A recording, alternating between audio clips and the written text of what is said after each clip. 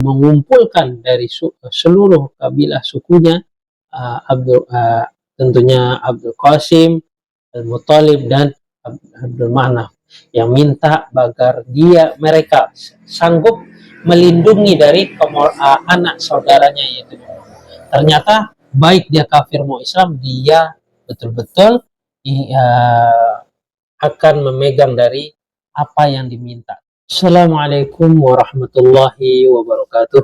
Alhamdulillah, sahabat-sahabatku semuanya dimanapun Anda berada, yang senantiasa berharap keberkahan, manfaat dari mengenal junjungan kita baginda Nabi Muhammad SAW. Mengenal mengenai budi pekerti akhlaknya Rasulullah SAW. Karena Rasulullah SAW tidaklah diutus melainkan untuk menyempurnakan akhlak. Alhamdulillah, saat ini kita sudah memasuki tentang mengenal dari sirah atau sejarahnya Rasulullah SAW.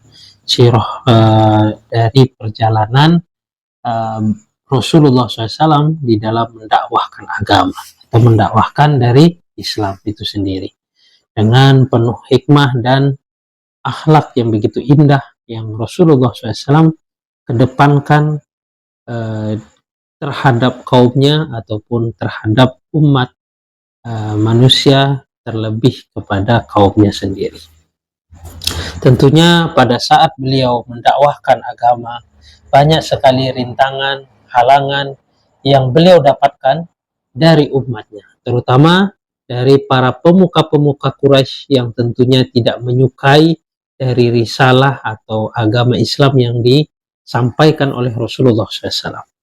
Namun kita sudah sedikit banyaknya mengenal bagaimana cara orang-orang Quraisy telah menghalangi dari usaha dakwah atau usaha kerja kenabian ini, yaitu mengajak orang kepada Allah Azza wa Jalla, sehingga tidak lebih banyak sekali yang telah syahid juga dari kalangan-kalangan para budak atau orang-orang yang lemah, tidak memiliki kedudukan di bangsa Quraisy atau di bangsa Arab.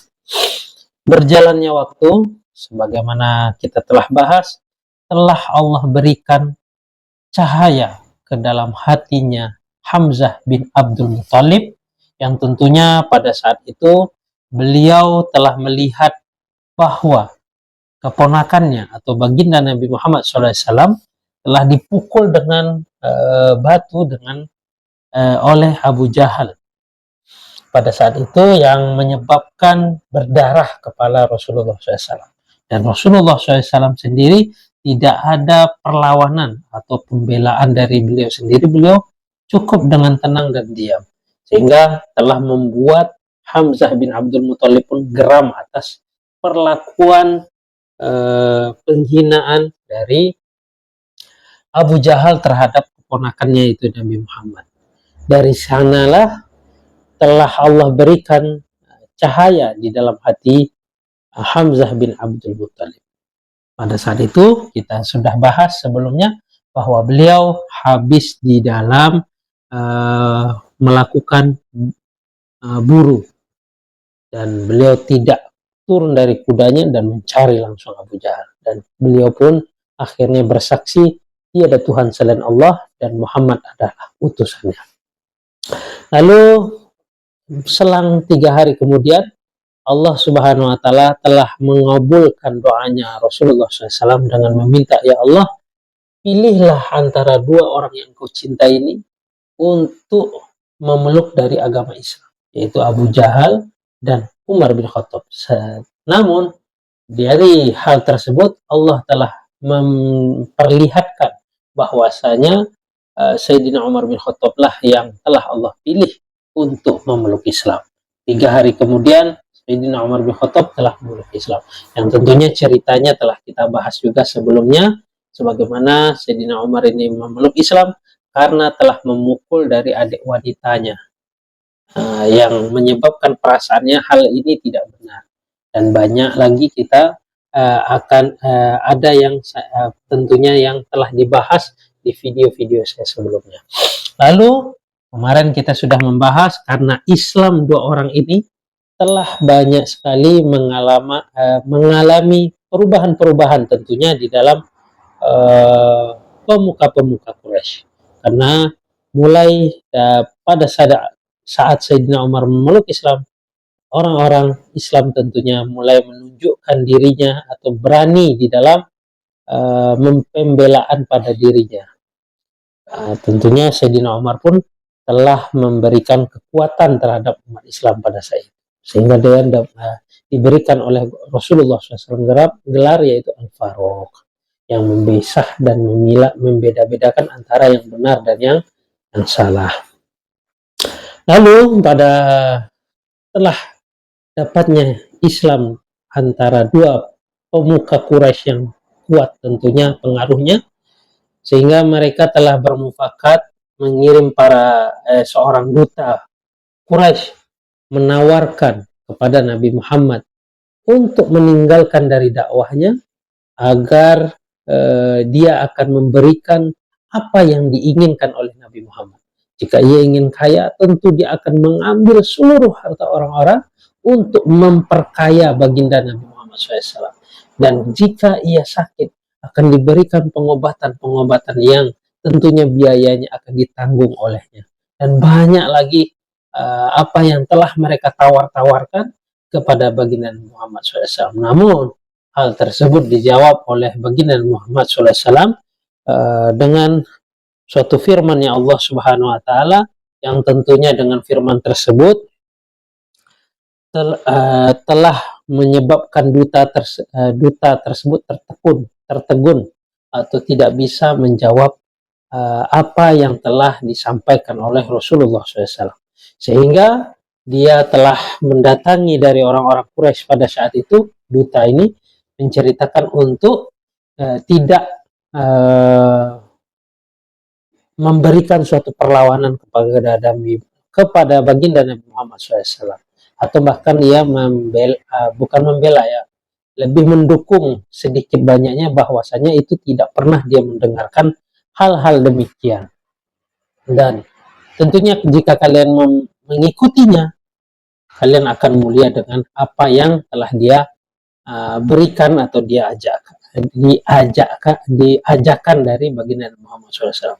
Sedemikian rupanya dia memberikan, sehingga para pemuka-pemuka Quraisy pun dengan asbab tersebut mereka pun telah marah dan bahkan menghina dari duta ini. Kamu telah kena sihir dan begitu kurang lebihnya. Alhamdulillah, mungkin singkat cerita kita yang kemarin, video kemarin. Saat ini kita akan melanjutkan tentang kekhawatiran Abu Thalib terhadap keponakannya, yaitu baginda Nabi Muhammad SAW.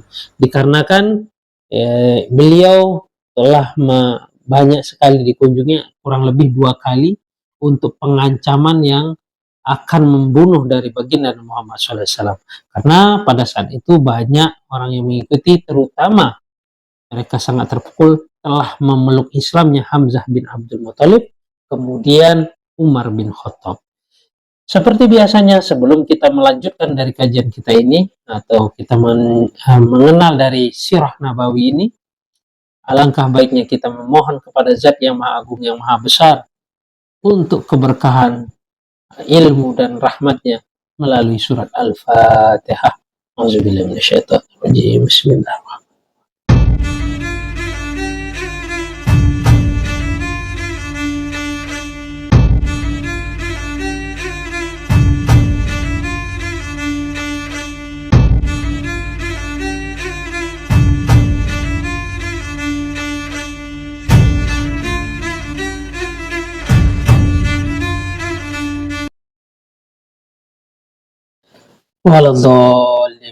Alhamdulillah, sahabat-sahabat semuanya, kita akan melanjutkan dari kekhawatiran Abdul Muthalib tentang keponakannya, yaitu baginda Nabi Muhammad SAW. Sebagaimana tadi kita sudah menjelaskan kurang lebih bagaimana orang-orang Quraisy, pemuka Quraisy, telah mengirim utusan atau duta besarnya kepada baginda Nabi Muhammad SAW dan menawarkan hal-hal yang tentunya bukan main.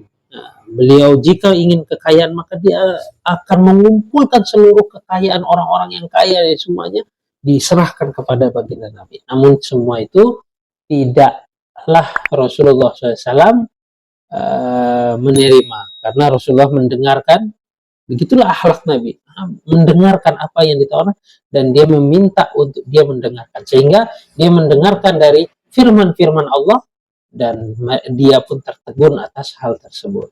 Namun di sini Abdul Muthalib telah mengumpulkan orang-orang karena mengkhawatirkan dari niat buruk para kepala-kepala Quraisy, karena mereka sudah masuk ke tahap ingin membunuh atau menghilangkan dari Muhammad dari kalangan mereka. Sehingga hal tersebut Abdul Muthalib pun telah mengumpulkan dari Bani Hashim dan Bani Abdul Muthalib. Tentunya perjalanan situasi tersebut dari kondisi yang telah tentunya banyaknya perubahan, akan tetapi Abdul Muthalib pun masih dibayangi atau diberikan bayang-bayang kekhawatiran atas keponakannya, karena telah melihat dari gangguan orang-orang musyrik terhadap anak saudaranya tersebut. Dia pun menyimak kembali satu ataupun dua peristiwa yang telah terjadi tentunya. Orang-orang musyrik itu pernah juga telah mendatangi beliau untuk mengancamnya agar dia menghentikan dari keponakannya tersebut, anak saudaranya tersebut. Dan mereka pun berusaha penuh untuk menukarkan Amarah bin Al-Walid untuk sebagai gantinya, untuk bisa membunuh dari Nabi Muhammad SAW. Dan Abu Jahal pun pernah mendatangi dari anak saudaranya ini sambil membawa batu, dan tentunya batu itu hendak dia tumpukan atau dia timpakan kepada baginda Nabi Muhammad SAW. Dan Utbah bin Abdul Mu'izz juga pernah dia ini menyeret atau mengikat dari lehernya anak saudaranya ini, yaitu Nabi Muhammad SAW, dengan pakaiannya dengan maksud untuk membunuhnya. Dan banyak lagi yang lain-lain sebagainya. Abu Thalib pun mengingat-ingat lagi kembali semua dari kejadian tersebut. Dia bisa mencium dari bau busuk yang telah menyengat di dalam sanubari orang-orang musyrik pada saat itu.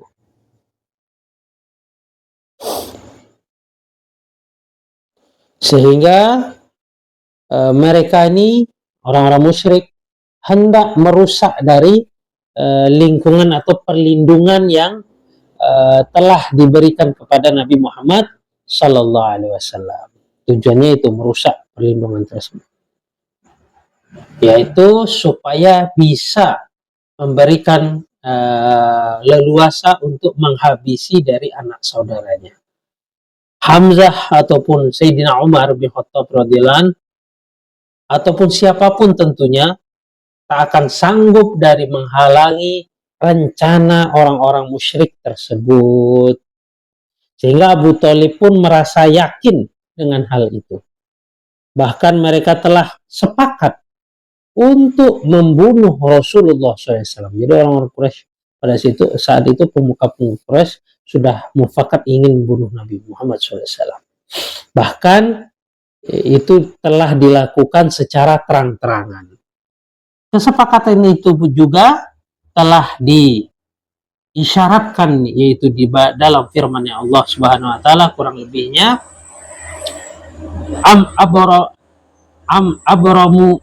abramu amran fa inna mubrimun.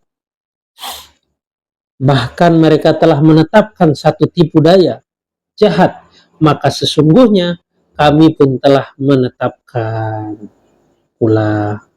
Lalu apa yang dikatakan oleh Abu Thalib pun, dia berdiri di tengah-tengah anggota keluarganya, yaitu dari Bani Hashim maupun Bani Abdul Muthalib, dan Abdul Manaf untuk meminta kesediaannya mereka untuk melindungi dari anak saudaranya, yaitu tentunya Nabi Muhammad. Ternyata mereka pun telah menyanggupi hal tersebut, yang tentunya baik dari kalangan yang telah masuk Islam maupun yang kafir, yang belum menerima dari Islam. Semuanya siap untuk membela atau melindungi dari Nabi Muhammad SAW sebagai langkah untuk menjaga dari kekerabatannya. Yang tidak bergabung dalam kesediaan tersebut ialah kurang lebih adalah saudaranya Abu Lahab. Dia memisahkan diri dari mereka karena dia telah bergabung kepada orang-orang pembesar Quraisy pada lainnya, pada saat itu ya, atau orang-orang Quraisy yang lainnya. Pembaikotan secara menyeluruh, sehingga kejadian demikian yaitu Abdul Muthalib telah mengumpulkan orang-orang dari Abdul Muthalib, dari Abu Qasim, tentunya juga Habib Manaf, untuk bagaimana dia melindungi dari anak saudaranya itu Nabi Muhammad SAW. Bahkan mereka telah menyanggupi, baik mereka telah memeluk Islam maupun tidak memeluk Islam, mereka telah menyanggupi untuk melindungi dari Nabi Muhammad SAW, sehingga keluarlah pembaikotan secara menyeluruh.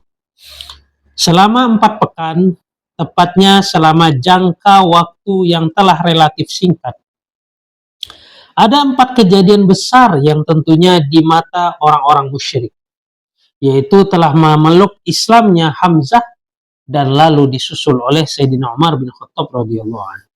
Muhammad SAW pun telah menolak dari tawaran yang telah mereka sepakati secara bersama, yang mana dijalin Bani Al-Muttalib dan Bani Hashim, yang mana kafir maupun muslim pada saat itu, untuk agar dia tidak melindungi dari Muhammad. Sehingga mereka ini telah memiliki mufakat untuk melindungi Nabi Muhammad. Maka orang-orang musyrik pun tentunya menjadi bingung hal tersebut. Dan mereka merasa layak, tentunya mereka merasa layak untuk dibingungkan hal tersebut. Karena orang-orang dari Abdul Muthalib, dari Bani Abdul Qasim, dari Bani Qasim, tentunya dari Al-Muthalib, semuanya dari kekerabatan mereka diminta untuk melindungi Nabi Muhammad, mereka pun menyetujuinya. Dan itu yang menyebabkan orang-orang musyrik pun merasa bingung hal tersebut.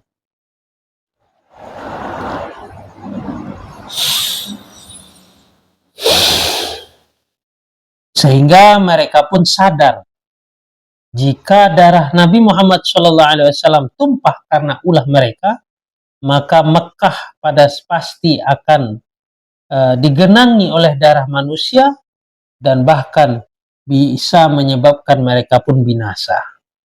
Mereka semua akan binasa. Karena menyadari hal ini, mereka beralih untuk ke bentuk kezaliman lainnya, yang tentunya bukan untuk pembunuhan, tetapi dengan sasaran yang tentunya sama. Surat atau piagam kezaliman dan kewenang-wenangannya. Mereka pun telah berkumpul di perkampungan Bani Kinanah untuk membuat kesepakatan bersama menghadapi dari Bani Hashim dan Bani Al-Muthalib. Isinya yaitu larangan menikah, larangan berjual beli, larangan berteman, larangan untuk berkumpul, bahkan larangan untuk memasuki rumah mereka. Bahkan larangan untuk berbicara dengan mereka, kecuali jika secara sukacita atau sukarela mereka menyerahkan untuk saudara keponakan, saudara anak dari saudaranya Al-Muthalib diserahkan untuk agar bisa dibunuh. Untuk keperluan ini, mereka pun telah menulis di atas selembar papan, atau selembar cari kertas papan yang dari kulit, berisi dari kesepakatan dan ketetapan untuk tidak menerima dari perjanjian dari Bani Hashim dan tidak perlu ambil peduli terhadap keadaan mereka sebelum mereka pun menyerahkan dari baginda Muhammad SAW kepada mereka untuk dibunuh. Ibnu Qayyim berkata, ada yang berpendapat bahwa piagam tersebut atau tulisan tersebut ditulis oleh Mansur bin Ikrimah bin Amir bin Hashim. Ada pula yang berpendapat dia adalah Nadhir bin Al-Haris yang benar. Dan dia adalah Bakhir bin Amir bin Hashim. Rasulullah SAW pun melihat hal tersebut, beliau telah berdoa untuk kemalangannya atau untuk tindakan tersebut menjadikan suatu hal kemalangan bagi dia. Allah. Hingga yang didoakannya menjadikan tangannya itu lumpuh. Sehingga selesai piagam tersebut dibuat atau piagam tersebut dibuat, lalu papan tersebut telah digantungkan di tembok bagian dalamnya Ka'bah. Digantungkan di Ka'bah. Bani Hashim dan Bani Al-Muthalib pun bergabung menjadi satu, yang mukmin maupun yang kafir, kecuali Abu Lahab. Mereka mulai diisolir di Syi'ib Abdul Thalib pada awal bulan Muharram tahun ke-7 dari kenabian. 3 tahun dari kaum Al-Muthalib, dari kaum Abu Thalib. Pemboikotan tersebut yang benar-benar ketat. Tentu cadangan bahan makanan yang telah mereka simpan sudah habis. Sementara dari orang-orang musyrik tersebut tidak memberikan dari mereka bahan makanan. Yang tentunya bahan makanan yang masuk ke Mekah atau barang yang hendak masuk ke dalam Mekah tentunya hendak dijual, melainkan mereka langsung memborong dari semua tersebut. Hingga keadaan Bani Hashim dan Bani Al-Muthalib pun benar-benar mengenaskan.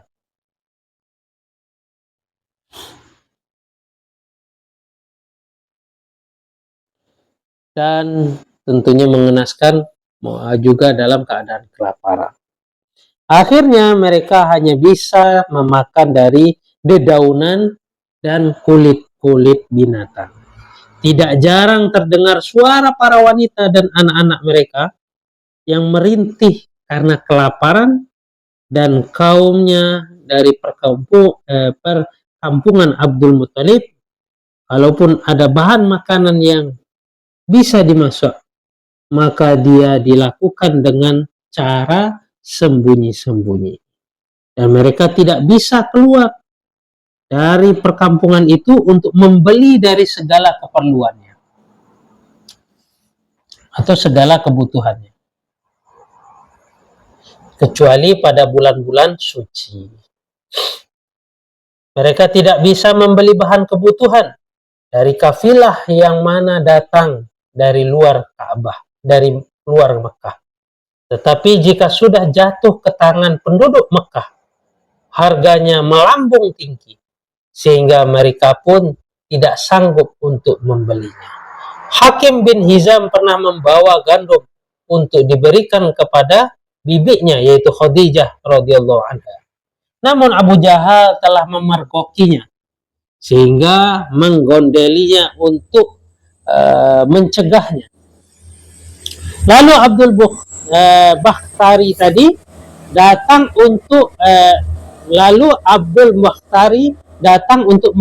melerai dari keduanya, hingga Hakim bin bisa membawa gandum tersebut yang akan hendak dia berikan kepada bibinya. Sementara itu Abu Thalib selalu khawatir terhadap keadaan dari Rasulullah Sallallahu Alaihi Wasallam. Jika semua orang pun telah berbaring tidur di tempat tidurnya, maka dia menyuruh dari anak dari saudaranya tersebut tidur di atas tempat tidurnya Abdul Al-Muthalib, hingga dia bisa tahu jika ada orang yang hendak untuk menikam beliau secara sembunyi-sembunyi.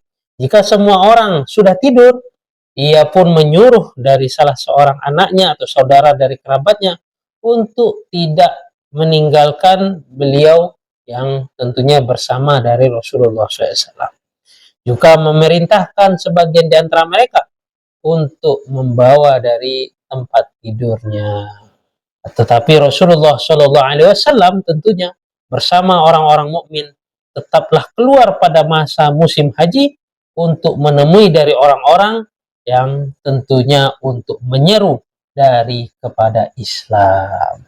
Jadi dari sejarah ini, singkat cerita ini, kita bisa menilai begitulah dakwahnya Rasulullah SAW, ajakan kepada Islam. Tidak ada pemaksaan. Rasulullah tetap memberikan suatu keteladanan yang indah, yang tentunya itu adalah dari kepribadian Rasulullah SAW, akhlak yang sempurna. Wallahu a'lam. Alhamdulillah, kurang lebihnya kita telah mendengarkan dari sedikit banyaknya tentang bagaimana kekhawatiran Abdul Muthalib terhadap baginda Nabi Muhammad SAW. Dia telah mengumpulkan dari seluruh kabilah sukunya, tentunya Abdul Qasim, Al-Muthalib, dan Abdul Manaf, yang minta agar mereka sanggup melindungi dari anak saudaranya yaitu. Ternyata baik dia kafir mau Islam, dia betul-betul akan memegang dari apa yang diminta tersebut, sehingga terjadilah suatu hal yang tidak diinginkan, karena orang-orang pemuka Quraisy itu sangat ingin membunuh Nabi Muhammad, sehingga dia bikinlah surat piagam yang melarang dari orang-orang untuk berhubungan kepada Al-Muthalib dan yang berhubungan pada mereka, yang tentunya jika dia ingin hal tersebut dilepaskan, dia menyerahkan Nabi Muhammad untuk dibunuh. Wallahu a'lam. Alhamdulillah, kurang lebihnya besok kita akan membahas tentang piagam yang telah ditulis tersebut, keadaan umat, keadaan dari kabilah atau dari keluargaan Nabi Muhammad SAW, yaitu Al-Muthalib dan lainnya.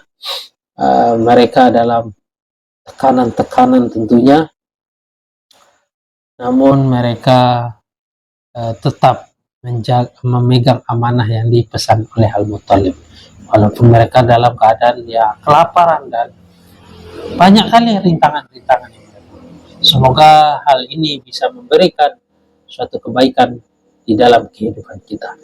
Alhamdulillah, jika kalian merasa video saya ini bermanfaat, silahkan kalian share sebanyak-banyaknya, dan jangan lupa tekan like untuk mendukung video saya.